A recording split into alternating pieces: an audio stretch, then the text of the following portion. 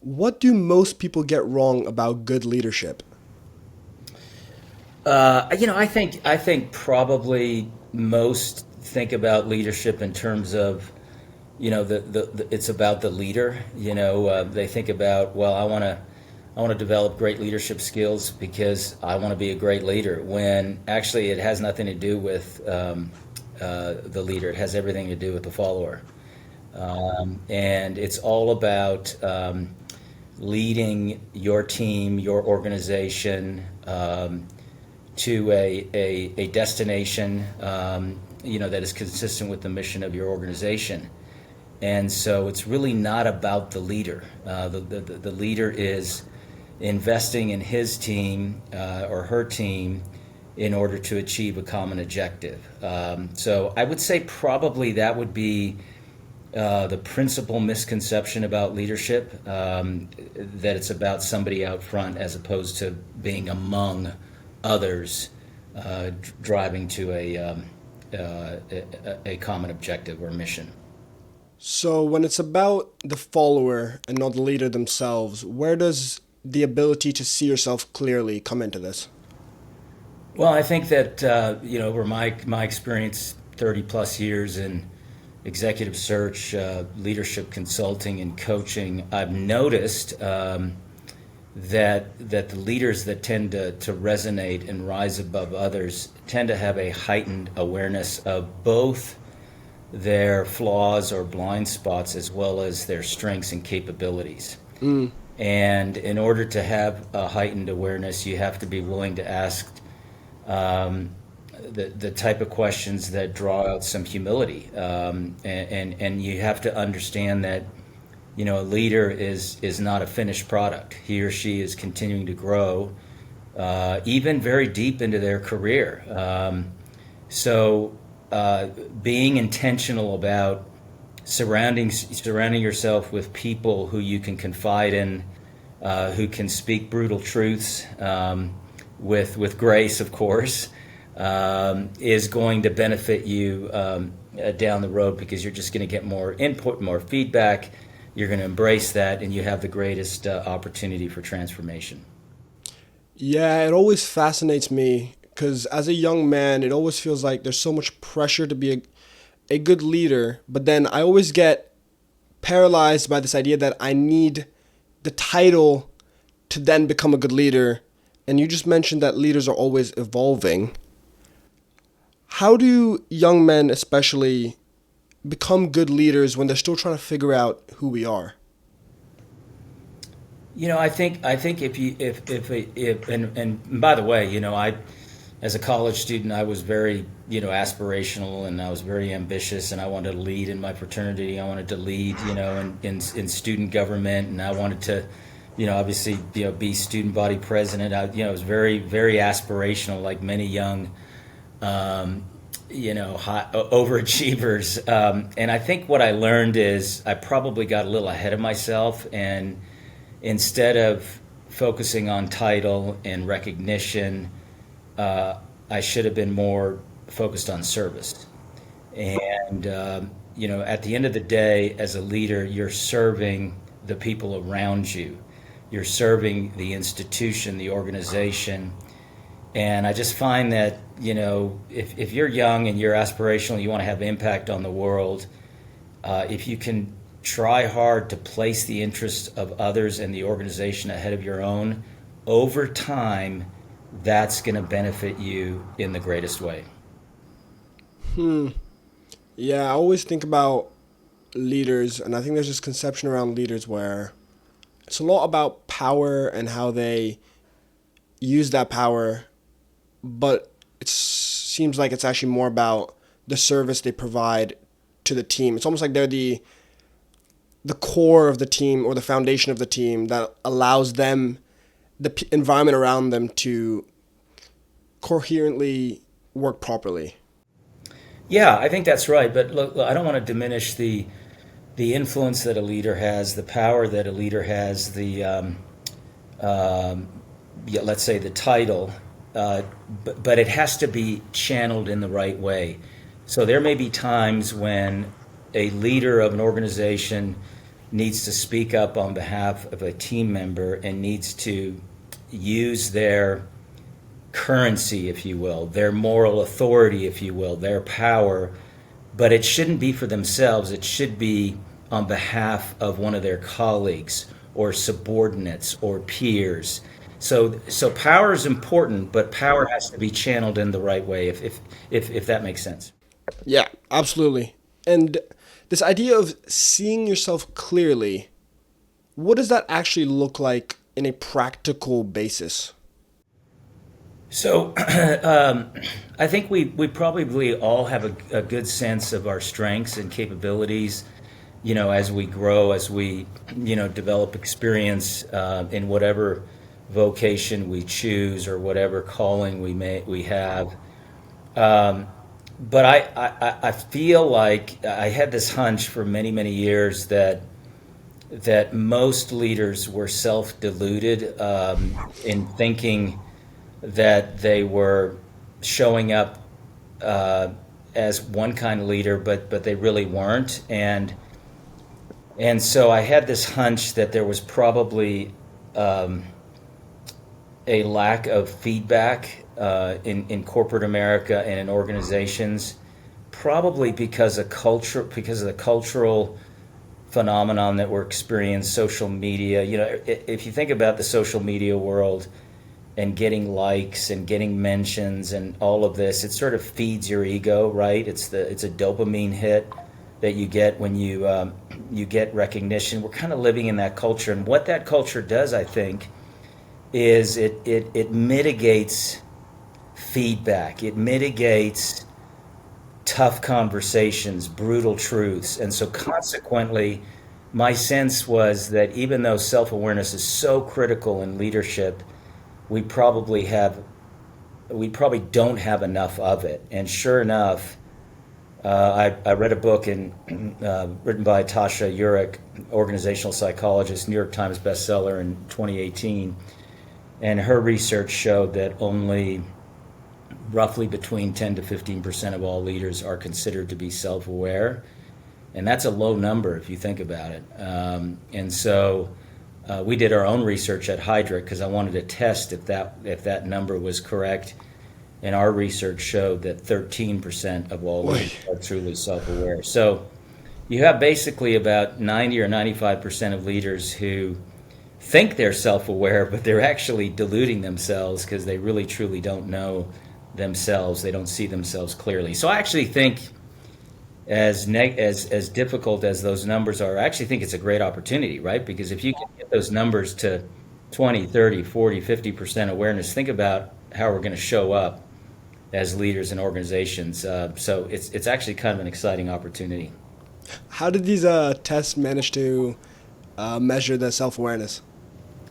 So, Rishi, if you were to do a 360, a 360 meaning if you were to do a survey of raters, people that you work with or people that you study with, your peers, and you gave me 10 or 15 of those names, I would send them a survey and they would respond anonymously to a series of questions about how you show up.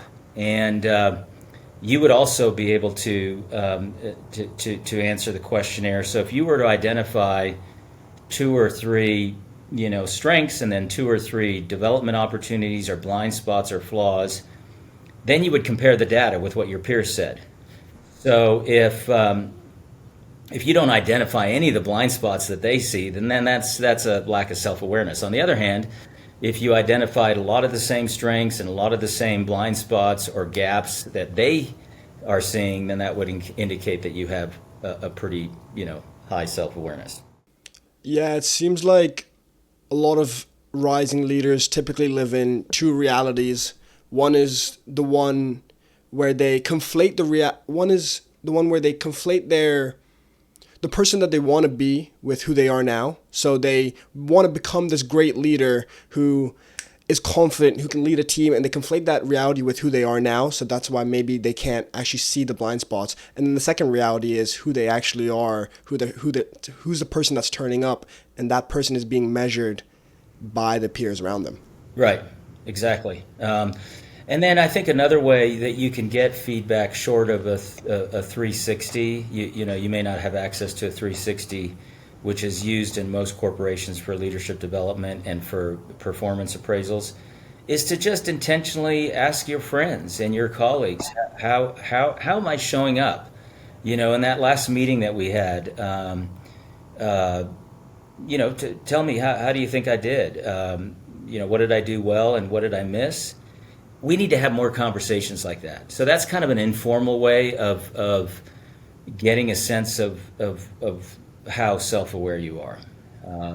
Yeah. I mean, I also normally see two extremes when it comes to self awareness. One is this diluted one we're talking about where you're so unaware of the flaws you have. But then there's a second extreme, which I also notice is you're only focusing on the flaws where you notice every small thing that's going wrong. Is there a right balance of Yeah. self awareness? Yeah, I think that's a great question. I'm glad you asked it. In the book that I've written, Aware, the Power of Seeing Yourself Clearly, I obviously encourage the reader to get away in solitude and to consider and think about your strengths and maybe some of your gaps. What you don't want to do is fall into the self analysis trap where you obsess about, well, you know, I'm a people pleaser or I'm controlling or I'm overly emotional. You don't want to spiral out of control. So, yes, there is balance.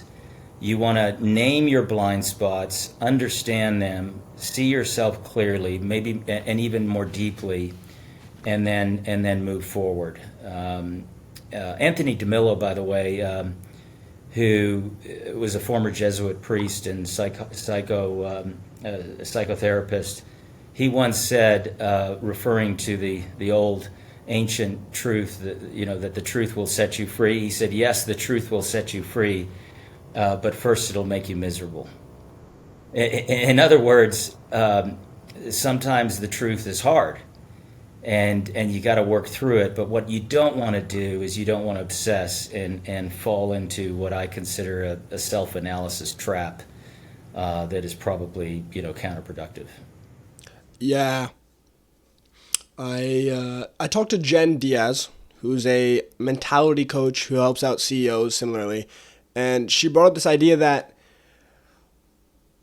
sometimes to avoid analysis paralysis, you obviously need to ask the right questions to your peers.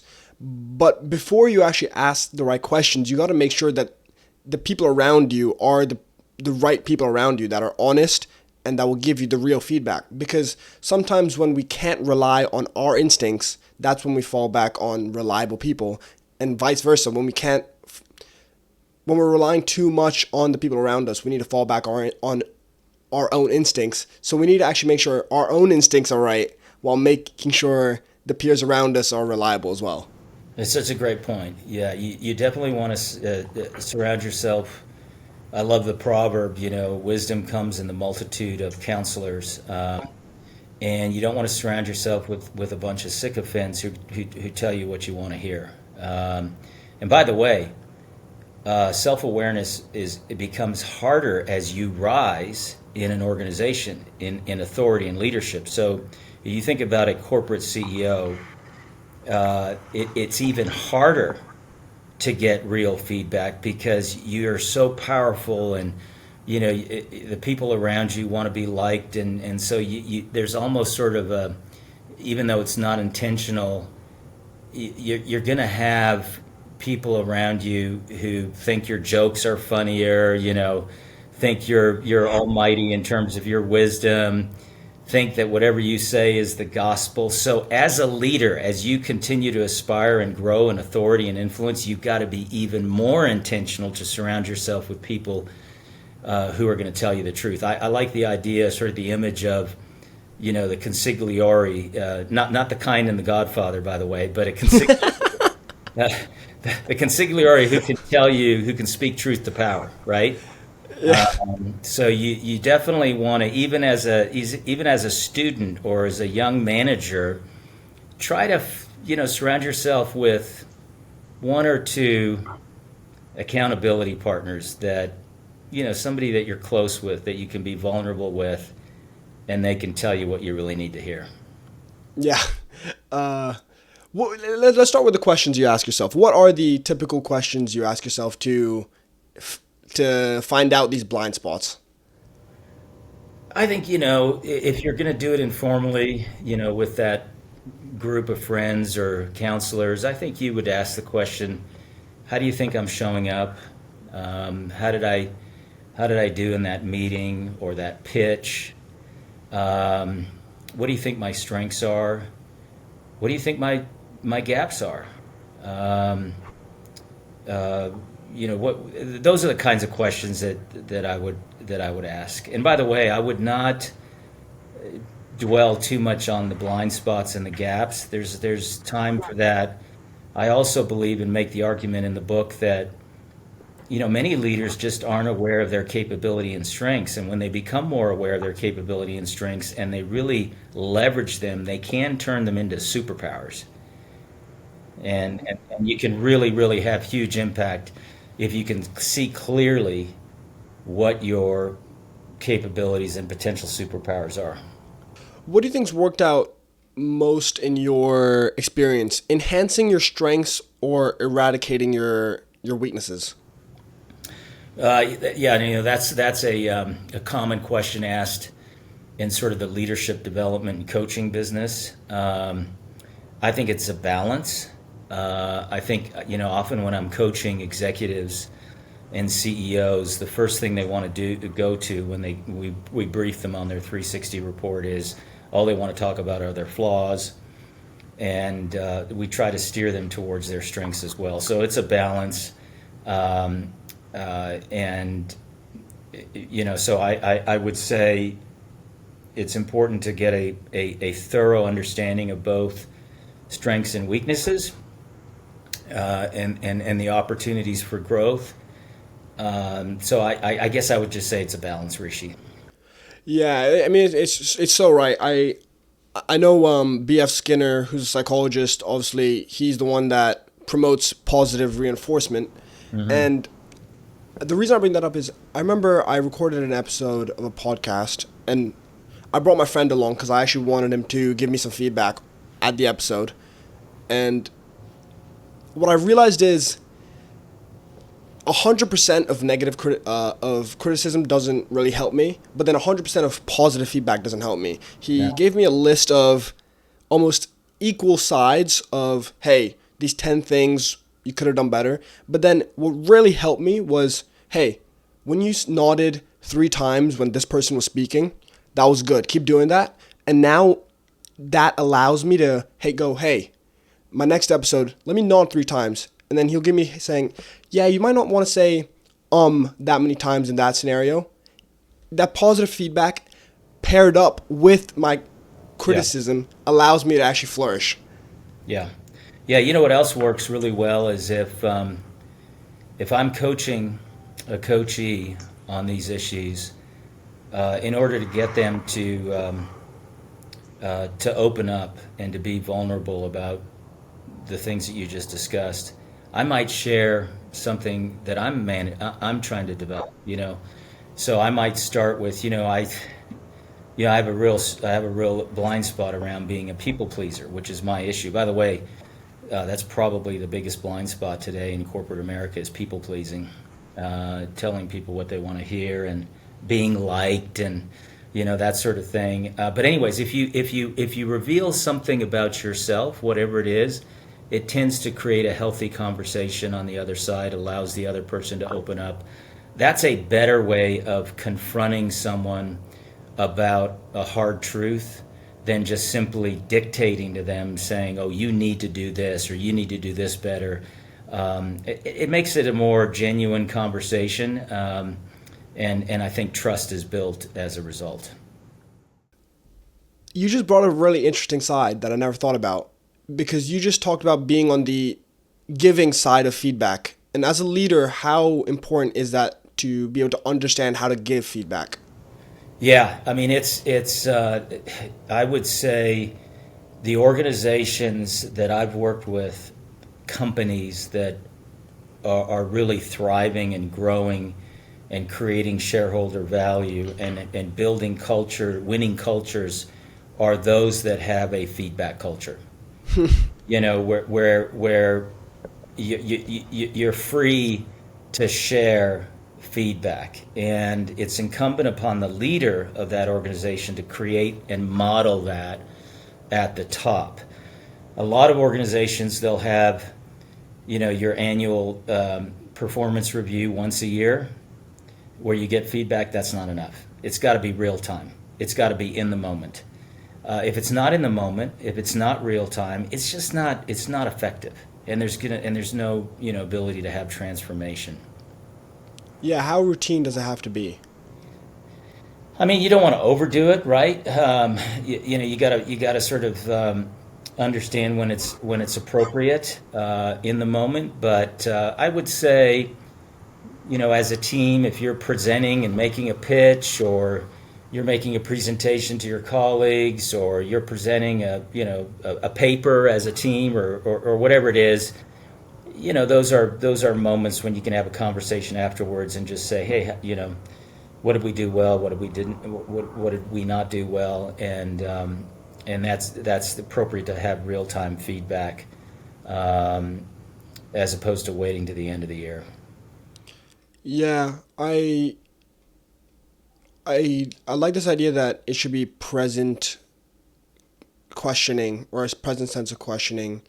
And then when it comes to self introspection, how present should that be? Or is that more of a routine base? Yeah, I think. Look, you don't want to spend your entire day, navel gazing, right? I mean, you got work to do, or whatever you do. I don't want to overstate this exercise. Um, there's a time when we can, get away and think about how we're showing up with others. Our days are busy. Once you get into the workforce, whatever vocation you decide to choose as a young leader, you want to. You obviously want to perform with great quality and excellence and integrity, and not always be, you know, assessing yourself. There are times to do that. I think actually starting your day, Mm. uh, instead of, we all have our to-do lists. We'll start writing down on a card or in our iPhones all the things that we want to accomplish. The tasks. And that's important. I'm not suggesting that's not important, but instead of just a to-do list, consider a to-be list. How do I want to show up with my team or with my friend today? Do I want to be more empathetic? Do I want to be more direct? Do I want to be, a little kinder? Do I want to invest in my team a little bit better? So those are to be's. In other words, it's about character development versus just simply tasks that we're trying to tick off throughout our day. So that might be a good framework to think about. Yeah, talk to me why that's sometimes why character goals can be more vital to our development as a leader. The reason I would emphasize that is, and the framework that I use in the book is sort of the Adam 1 versus Adam 2 narrative.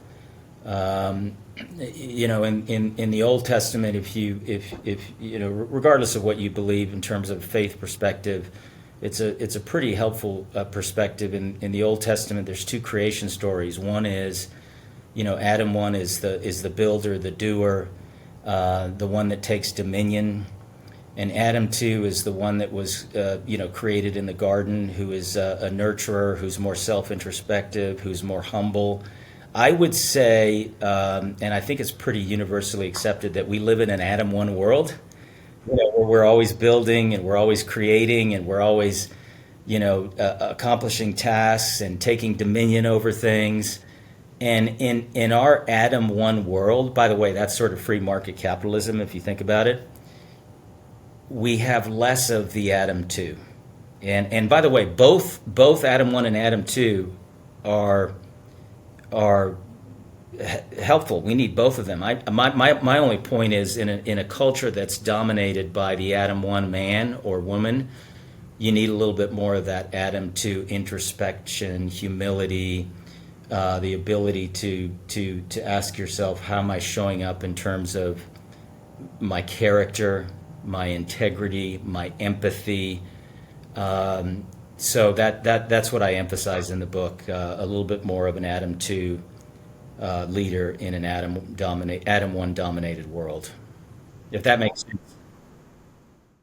Character conversations tend to be actually more difficult because when it's feedback surrounding, hey, how did this 10 minutes go? It might be a bit easier to get your head past that, but when someone gives you feedback about your character and your values, it can be a hard pill to swallow. No question. That's why it's important to build transparency and vulnerable relationships. You don't want to build just simply transactional relationships in business. You want to build real, authentic relationships where you can have some of those hard questions. Because you're right. I mean, if you're someone who thinks that they operate with a strong set of core values and integrity, and someone notices that you really didn't, meet that standard in a certain situation, that's a difficult conversation. But as I say in the book, and quote my favorite guru on awareness, Anthony DeMello, what you are aware of, you control. What you are unaware of controls you. So it's important to create those close, confiding, trusted relationships where you can have conversations about functional things, tactical things, but also character conversations. Yeah, and I think to your point, that's why we have so many Adam 1 people in this world. It's such a hard pill to swallow to say, hey, my character's not exactly where I want it to be. And to be honest, it's hard to be self introspective about your character as a whole. It's much easier to go, oh, that speech I gave, that was dreadful. But then it's hard for you to go, yeah, looking back at this year, I just haven't been a great person. Or like in this segment of Yeah. the or this character, I haven't been as nice as I want to be. You know. Yeah. Yeah. Yeah, and it's even harder in a polarized world where we have so many differences and issues that we don't want to touch. It's another theme that I discuss in the book around objectivity, and objectivity in leadership is huge. The problem is it's hard to be objective. When you have a strong point of view, and you don't want to, you're dancing around certain issues because of the very sort of tense, polarized world that we live in. And so I would encourage, and I apply this test to myself. I don't always get it right, but make sure that you're making friends and building relationships with people who don't necessarily agree with you philosophically, right. I mean, in other words, I would say some of my closest friends at Hydrick and Struggles are my friends that don't agree with me from a sort of philosophical or political background, but we have mutual respect, and we can talk about issues, and that builds objectivity, which is an important characteristic in leadership. That's a great point. Yeah, you want to diversify the ideas around you to be able to get a more objective view. Otherwise, you live in your own echo chamber, or your own Twitter feed, or your own social media feed, right? And you just sort of, you're stuck in your tribe. And if you really want to show up as an effective leader of people, of teams, you've got to make sure that you are exposing yourself to different perspectives and different points of view. That's why diversity is important, and make sure that you're really getting a sense of different perspectives around you, around the table, and a leader needs to be intentional about that. Yeah, how do you make sure and be intentional about the voices around you? I love the example of Jamie Dimon, obviously at JP Morgan Chase, probably one of the most iconic CEOs in corporate America. And he, first of all, he has an open door policy. He's very approachable, but he has told his people to make sure that you don't get sucked into your own echo chambers. Make sure that you're making friends with people who disagree with you. Make sure that you have a steady, balanced diet of information from all sources. Don't get stuck into one camp or another. I love that model of objectivity. He's probably one of the most objective CEOs in corporate America today. He kind of tells it the way it is, and I think that's why he's so highly respected. Is because he surrounds himself with people with different perspectives. Yeah, a lot of this seems to be just putting our ego aside because even when we encounter people that don't agree with us, or at least I'll speak from my perspective, one of Yeah, the first things I think is, hey, that person is clearly not as smart as me on this topic. But yeah. then you notice over time saying, why is that person actually doing better than me in this segment of their life? Why is that person actually doing better? Should it, like, I'm smarter, right? And that's when you notice that their different set of beliefs is actually propelling them to advance in areas where I wouldn't typically advance. Yeah, I mean that's Rishi,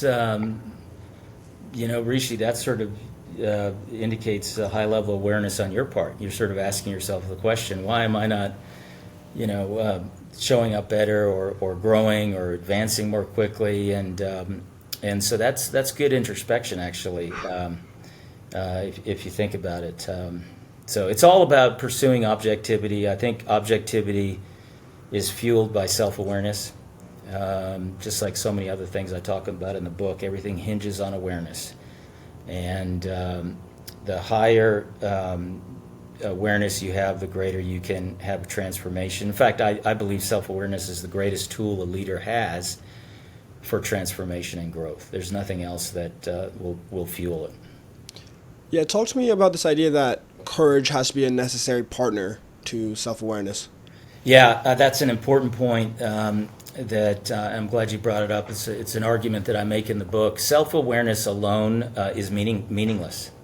I mean, you could be the most self aware leader or person with lots of feedback, but if you don't have the courage, the inner, the fortitude to change or to to engage your flaws or to leverage your strengths, you're just not gonna you're just not gonna be growing as quickly as you would like as a leader. So the courage piece, the ability to have backbone, is important. I'll just give you an example, about Please. myself.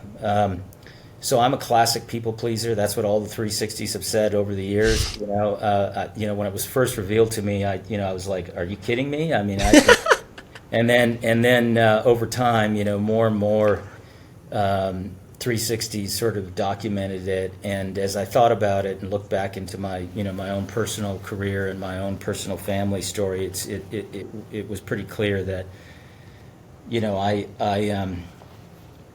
beat around the bush too much and not be as direct as I should. So now, since I'm aware of it, when there's a situation with my team or with a client and an opportunity comes up to tell the brutal truth, to be direct, to be blunt, I got to build up that courage. It's like if you're a runner, when you're running and the only way to increase your speed or the only way to increase your endurance is to kind of get up into those threshold zones, where your heart rate is higher.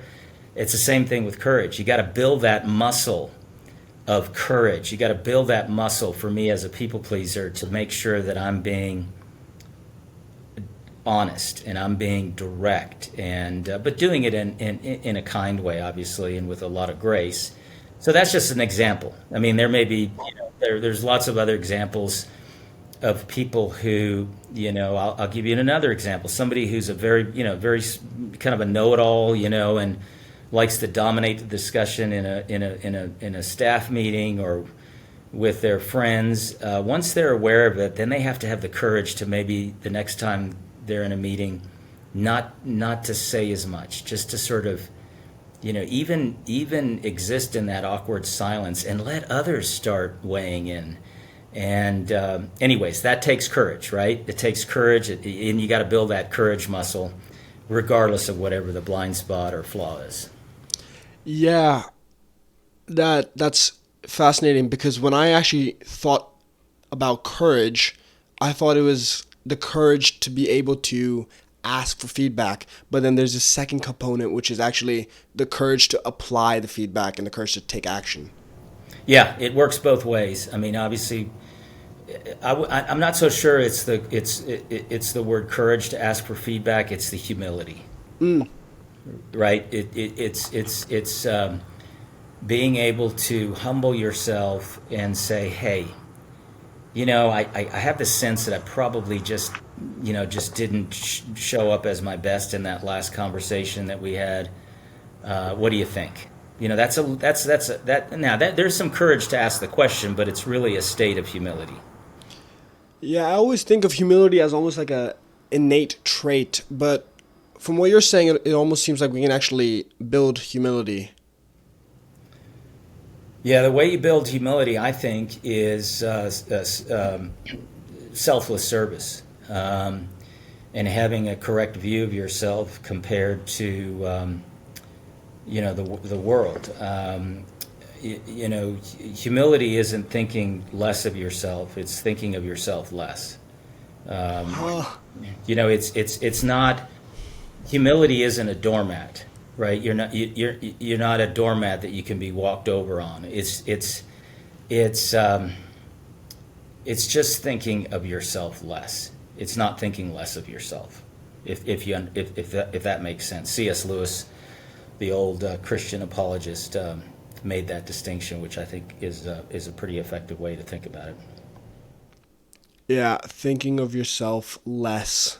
Because at the end of the day, it's about the service that you're providing. Yeah, yeah. It's almost there's a freedom in self forgetfulness, right? That doesn't mean that you shouldn't stand up for yourself. That doesn't mean you shouldn't speak up from time to time. It's just don't be thinking about yourself all day long. Because if you put yourself in front of everything, you're probably going to stumble. You're probably going to get in the way of yourself. I've just seen so many leaders years after years that, now decades after decades, where they just, they're so absorbed with what they want to accomplish and what they want to do, it really mitigates performance, and it's kind of toxic, frankly, to an organization. Yeah, is there a time that you remember where a lack of self-awareness has n- significantly and negatively impacted someone's leadership capabilities? Um,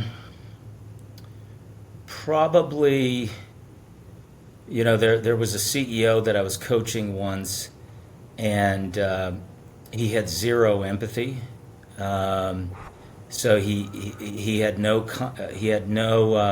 everything was transactional, and his team just wasn't really performing, and he wasn't close to the team, and so we revealed that as a blind spot, and he acknowledged that he's just never had the gift of empathy. Once he was made aware of it, we kind of encouraged him to sort of um, uh, ask people, how are they doing, how are their families, being intentional about getting out of your comfort zone and actually asking about what's going on in someone's life, and the coachee that we were working with, he said, are you asking me to fake empathy? And I said, well, yeah, kind of, because if you do it enough, you actually begin to show up as an empathetic person. And sure enough, it helped him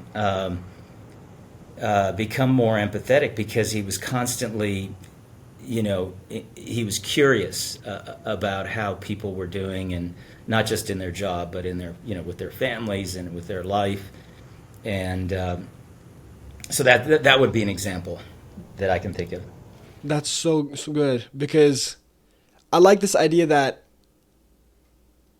you said earlier that empathy isn't his greatest gift, but when it comes to taking action, you can actually fake it till you make it. That's it. That's exactly right. It's sort of the practice principle. If it becomes a habit, maybe initially it might appear inauthentic or fake, but over time, you enjoy having conversations with people about what's going on in their lives, and then you begin to develop that sort of empathetic side that was within you all along. It just needed to be brought out. Yeah, I saw this beautiful concept the other day, which was about the idea of faking courage. And if you're scared, but you're able to fake courage, that is courage. That by taking action even when you're scared, that is what courage actually is. So being able to apply what you've learned even when you don't want to, that is courage. Yeah, it's facing your fears. Like for me as a people pleaser, you know, if there's a difficult situation where I'm going to have to confront somebody, and the consequence might be that they may not like me as well, takes courage.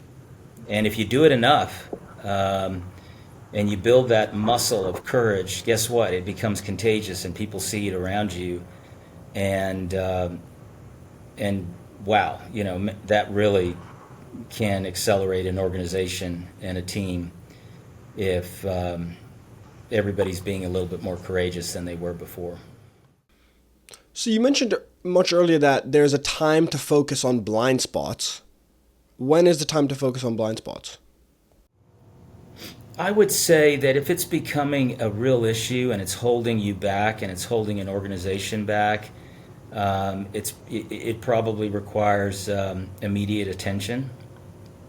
And so, I mean, if you're a leader who is emotional and tends to lose their temper, and you're dealing with let's see, a major transaction or a major deal or a major crisis in an organization, and you're constantly showing up as emotional, you need to deal with that blind spot immediately, because it's going to impact your ability to get a deal done or to get people to follow you. So I would say when that blind spot is holding you back in the moment, you better deal with it. Hopefully somebody will reveal it to you, and you can get away and think about it in solitude, and then maybe show up the next day with a little bit more of a control over your emotions. Probably the best example of that, Rishi, is Dwight Eisenhower, the former World War II general and president of the United States. He had a horrible temper, and his little way of dealing with his temper is when he would get upset with some person, he would take a little piece of paper and write that person's name down, crinkle it up, and throw it in the garbage can. That was his little device of dealing with that blind spot that he was aware of, but he needed a way to, control his emotions and show up as a better leader. And of course, you know, led the Allies to victory in World War II, and became a two-term president of the United States. That actually happened. That is so interesting. Yeah. Wow. I like this idea that even when you find your blind spots, it's not about completely eradicating them. It's actually about sometimes just acknowledging them and just being able to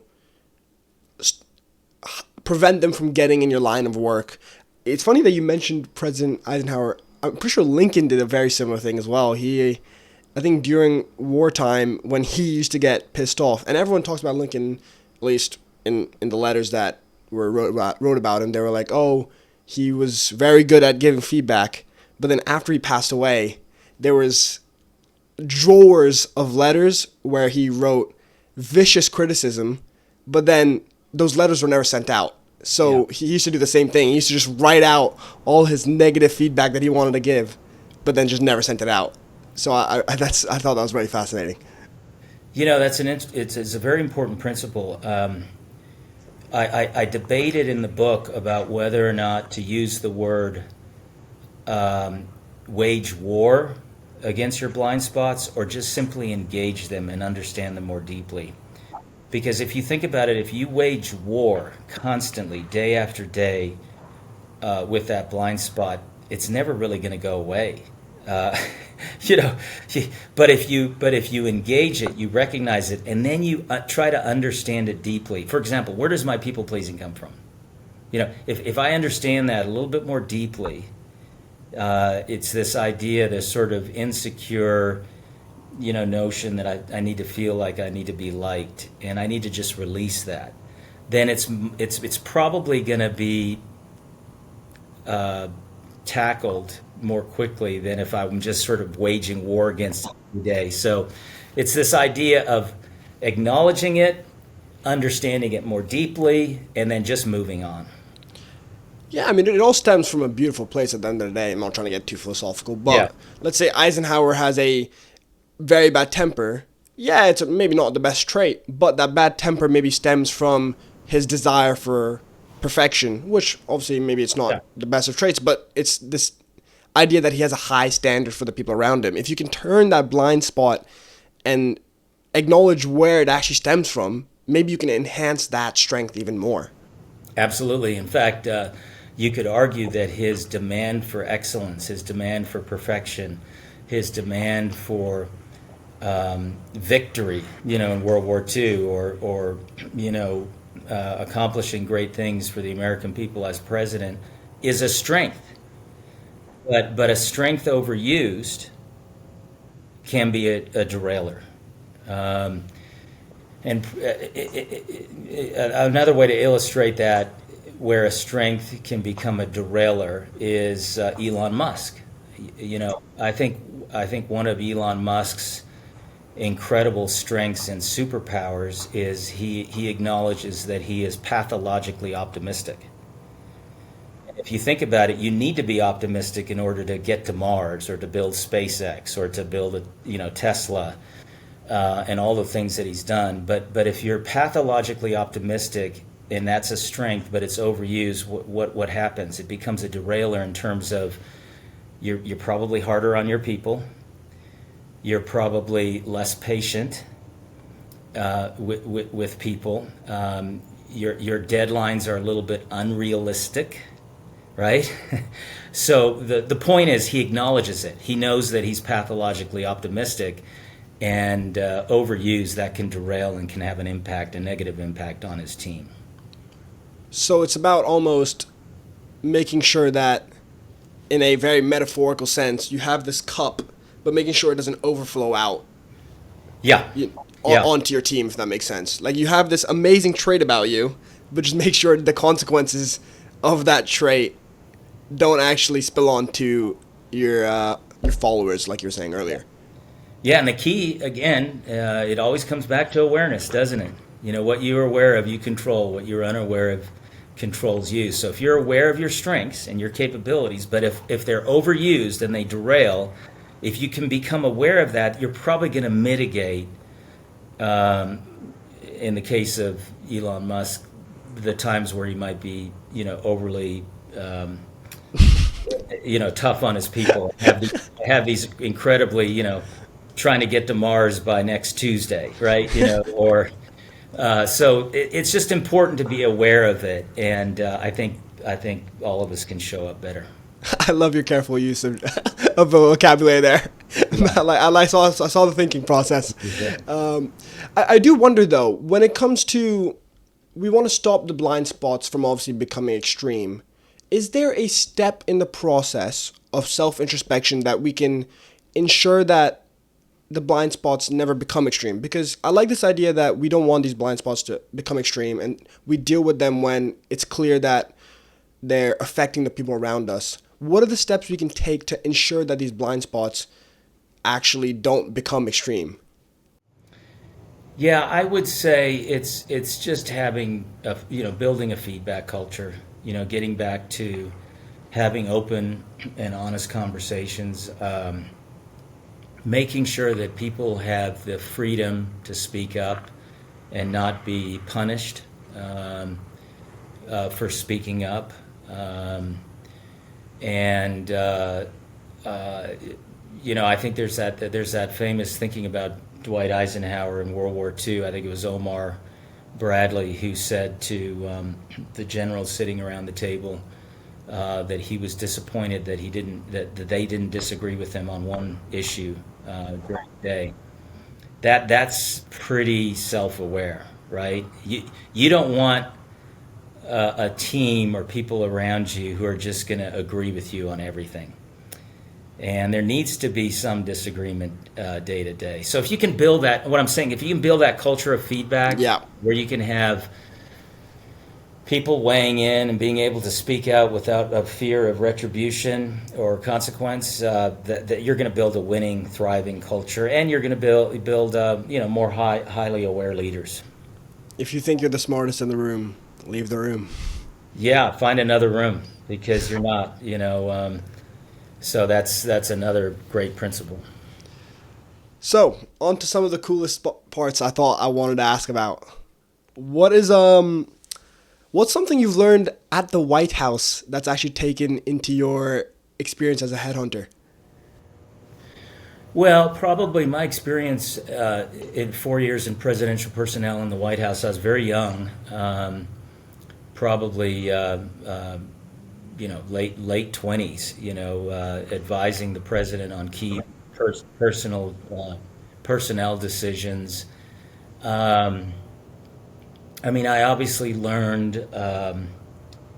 the principle of discretion and using good judgment and always being honest,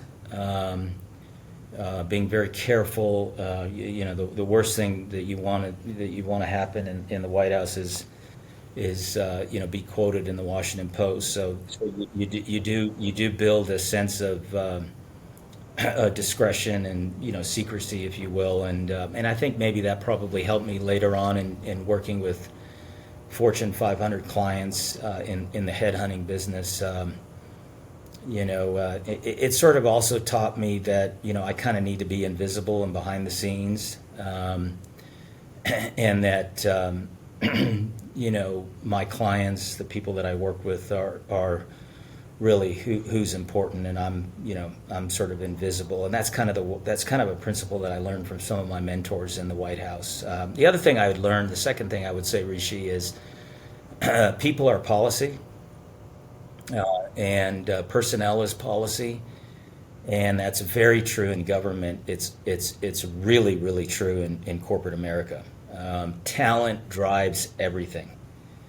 If you're with a tech company, you might argue that a certain technology or AI or some digital innovation or some software might be more important, the product, but actually it's the people, it's the talent that develop it. So people and personnel are policy. It's true in government. It's very very true in corporate America. The real competition isn't for customers. The real competition is for talent. And I believe, by the way, that's going to remain true even in a world where AI is beginning to have a bigger and bigger place in our lives. So those are just a couple things that I think I learned when I was in government in the White House for 4 years. Yeah, that you say it helps out with your experience with Fortune 500 CEOs. What are the similarities or the mindsets you see that many successful CEOs actually share? Well, I think the CEOs that really sort of rise above the others is they have an open door policy. They're approachable. I used the Jamie Dimon example earlier. They're open to other perspectives. They don't surround themselves with sycophants. They make sure they fight against the bubble that sometimes is created around them. I think they have a unique combination of very intense self-belief and confidence without self-absorption, which, if you think about it, is kind of hard to pull off. Yeah. So I think that's sort of the formula for success that I've seen among the most successful CEOs in corporate America. Incredible self belief without self absorption.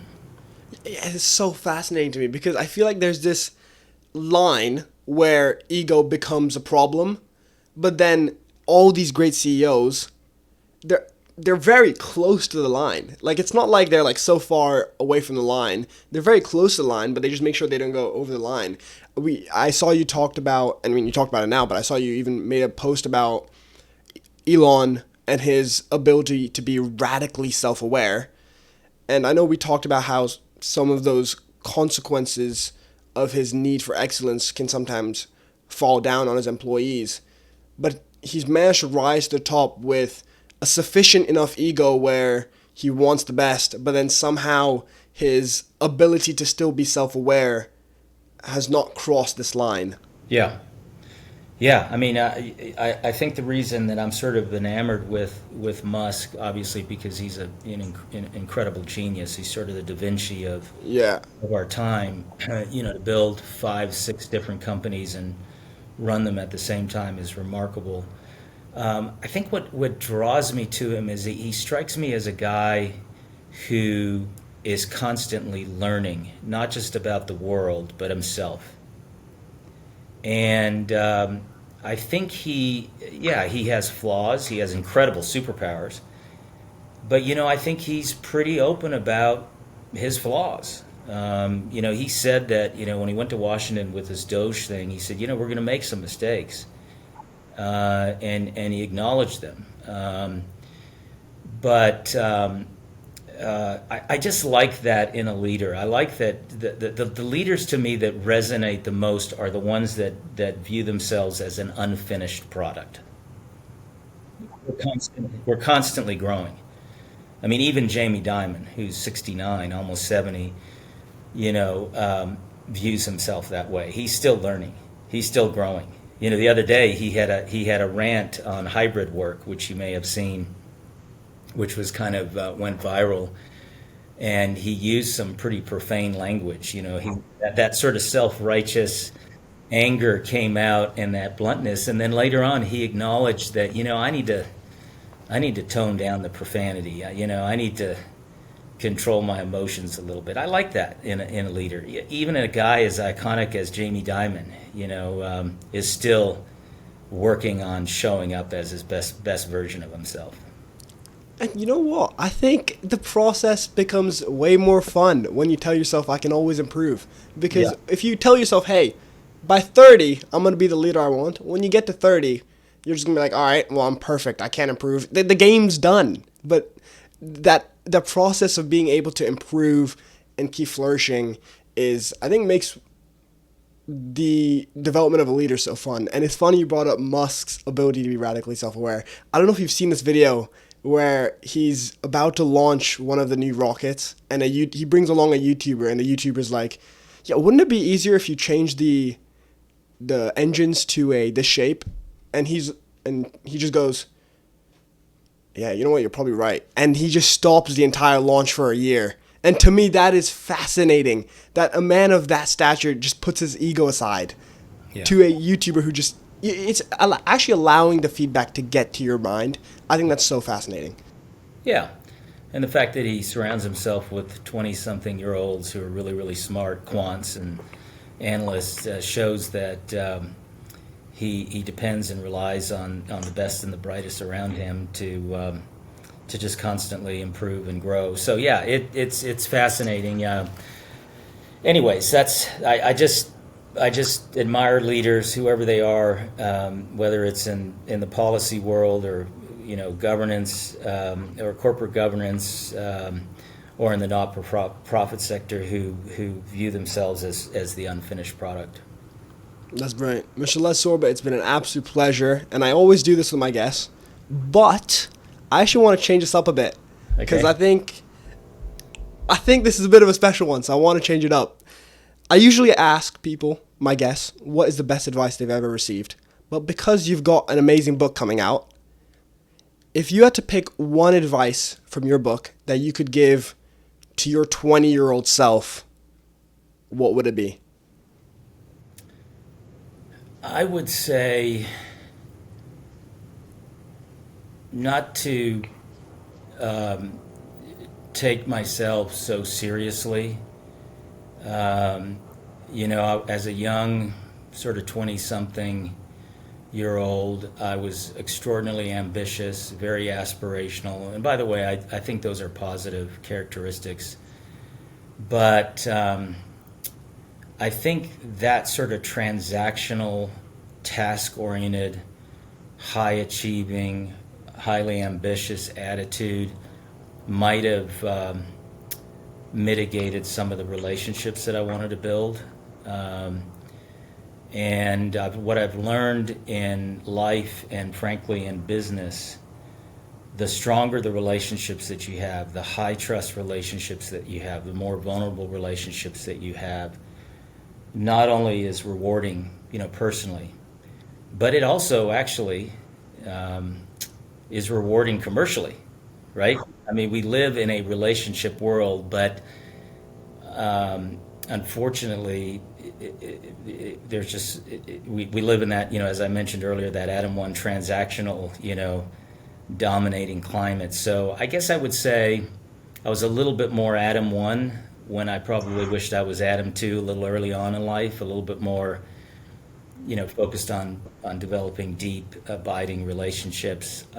Now I've done that in the recent decades, but early on as a 20 something, I was so driven, so ambitious, and I wish I would have just slowed down and invested in other people. Yeah, can a leader be a real leader without the right team, right?